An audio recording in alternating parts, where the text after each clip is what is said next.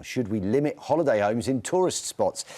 0207862 2222. That's the number you need. We want your calls right now. A report for 5 News has found that Cornwall has a homelessness crisis with nearly 4 times the number of households in temporary accommodation than there were before the pandemic. There are currently more than 20,000 people looking for a home in Cornwall compared to 9,000 in 2020.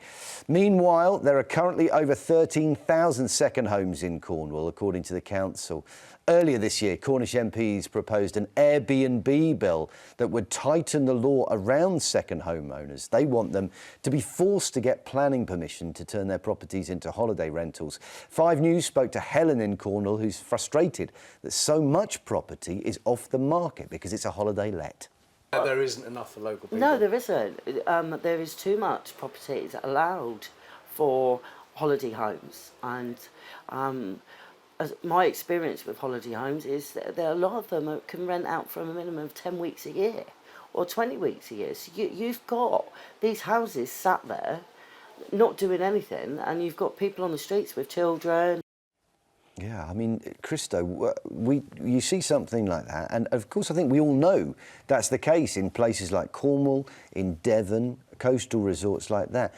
Something needs to be done to redress the balance and allow people to have somewhere to live. The people who are serving us our ice creams, for instance, and serving us in restaurants. Well, you know, I think we're almost returning back to the conversation that we had at the start as well about the number of people in this country versus the infrastructure we have, housing being one of them, and the number of people that perhaps end up on low incomes, not just people who come from refugee status, but in all sorts, that end up the obligation of the council to house them. Now, that's a problem with a lack of infrastructure that we have in this country. But what I find troubling about this kind of debate is that how much money do those second homeowners, do those people who are paying tax on that Airbnb income, that have paid an additional stamp duty to buy that property, who are bringing tourists to that area, who are paying double council tax, who are putting bums on seats in restaurants and in bars and in all sorts of activities, how much is that going into the local economy? How much of that money is going towards helping people who are vulnerable in that economy? And how ridiculous would it be to lose that by saying to those second homeowners, by saying to those Airbnb and those holiday let people, actually, sorry, we don't want you to do that anymore. We want to make it more difficult for people to go to Cornwall. Do we prioritise the 2 or 3 months of the year when it's packed, or do we prioritise making sure there are homes there for people who've grown up there, whose parents grew up there, who are there 12 months of the year? Well, I think that I don't think in places like Cornwall it's just 2 months of the year, and we're seeing it in all sorts of places. I mean, this is a debate that's happening in all sorts of places around the world. We've seen it in Spain, we've seen it in other places as well. And I think that the council's solution, of course the council's solution is, oh yes, we want you to ask for planning permission and have more admin around it, and then make a reason for the council to exist, and then pay for the planning permission, because the council are quite happy to take the second council tax charge and the planning permission money. That's not the solution. The council isn't trying to solve this. They're trying to benefit from it. I'm sure they would say something different, and that they would say it's a way of trying to solve the problem.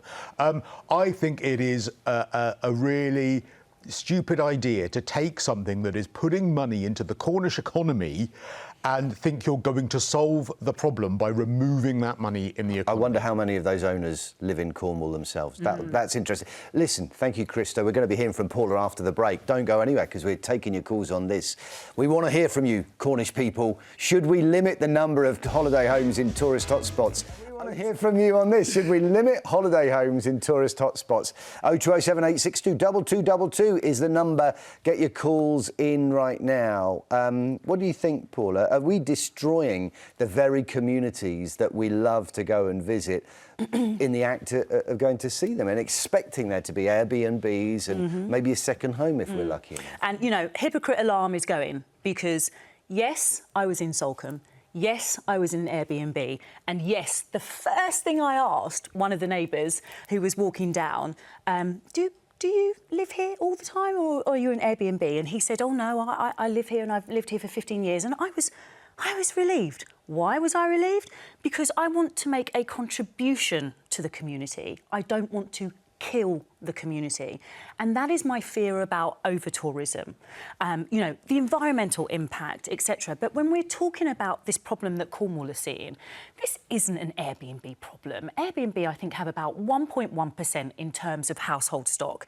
This is, shock horror, we're going to agree, this is about a failure of a government at national level, local authorities not making specific provision for their community. This is what planning's about, right? Isn't that the point, And Cristo? house That building. we can't do this individually. We actually need local governments to say we need this many homes for people, we need this many holiday homes, and get that balance right. And look, one of the reasons that we've ended up in the mess we're in this country, and it really just ties to every debate we have, is the infrastructure. The lack of infrastructure investment. And this is an example of that. And what annoys me about the so-called solutions to these debates is we don't say, right, we're going to hold the governments to account that haven't built housing. We're actually going to what we're going to do is penalise the landlords or the second homeowners or the Airbnb people. We'll penalise them because it will make us all feel better about ourselves. It won't actually solve the problem of more infrastructure. You take the double council tax, the extra 100% council tax, and you build social housing with it. But they don't. Okay. But they don't. If they did Maybe that, that's then one solution. I would agree with you. Well, You know, it's not just the double council tax; it's the stamp duty. It's everything else. I think I found the answer.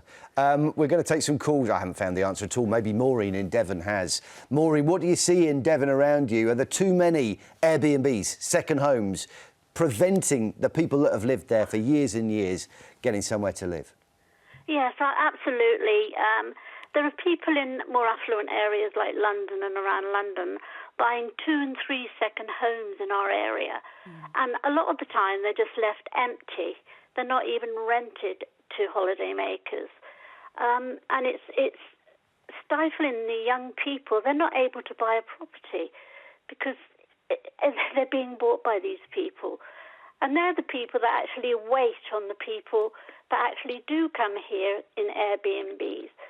And they just can't afford to buy. OK, though, Maureen, if we do tax people out of this behaviour, they might stop coming completely. And then, you know, Devon, which relies on tourism so much, it just won't feel that benefit at all. But we did in the past. People came here in their droves and stayed in B&Bs, hotels, families. I see families on the beach now who are staying in caravans, etc. You know, a lot of them can't afford to stay in these Airbnbs, but they still come. So it's about empty homes. That's the problem, as you see it, that actually more or less. there are properties that just aren't being used, like year-round. And the fact that local people have nowhere to rent. Because landlords are actually selling their properties to let them as Airbnbs. So what's changed then, Maureen? Is it because, you know, Paula was saying it's only like a tiny percentage of these properties that are being used as Airbnbs. What do you put it down to, the big change? Well, I'm pretty ancient, so I remember Torquay from many, many years ago when people used to come in their droves, and it was different. You know, our B&Bs aren't really getting much trade now because they're building big hotels and Airbnbs. Sorry, I sound a bit... You sound like you, Maureen, which is exactly what we want you to be. And listen, thank you for sharing your thoughts. And you're in a beautiful part of the world, the English Riviera, anyway. And we're going to move on, take another call. Thanks for your call. Loretta is in Worcestershire. Worcestershire, is this somewhere that's suffering in the same way, Loretta? You're nowhere near the sea, for a start. No, we're 3.5 hours away. My husband bought a dilapidated cottage in a fishing village in 1995. It had been on the market for 3 years. Nobody wanted it. And he bought it with his late first wife, and they renovated it. They were one of the first second homers there. This little cottage is a row of 9 Coast Guards cottages. You can't get a car to the front door. You've got about a 50-yard drag to get to the front door. It was built 200 years ago. It makes a fabulous holiday cottage, but I can't see what demographic would want to live in it permanently. OK, so there are some properties, the council's not acknowledging, there are some which are almost perfectly, like, custom built to be holiday cottages now, and it's persecuting those landlords. Well, we're not really a landlord because it's our second home. I mean, we do let it out. It's rented all through September, and I think it's got 2 weeks in October. So it does support the local community with housekeeping, with the letting agents, with renovations that we have to do, with the health and safety checks we have to do. I absolutely agree that new builds should not be allowed to be second homes. They need to be for the local people. But I think you need to look at some of the properties that are holiday cottages that would not, I can't see who would want to live in them. Okay. And also the really positive contribution Loretta's, partner made to a builder probably at the place, and all of the renovations, as she's saying. But I think that's a really fair way of saying it. Look, if they're going to build new properties in areas, as I think we've seen in the other parts of the UK where you can't sell it to foreign investors, for instance, maybe that's the solution. Isn't this where zoning comes in, though, where the council, if looking at it as a plan, could say that's a holiday cottage because it's right next to the quay, obviously, whereas if it's just a tax like we've got at the moment, then all of those properties are going to be paying double council tax. I don't know what they'll take the money, is. but they won't solve the problem. That's the problem. Listen, Loretta, thank you for explaining your situation. Great call. Thanks for all your calls on that.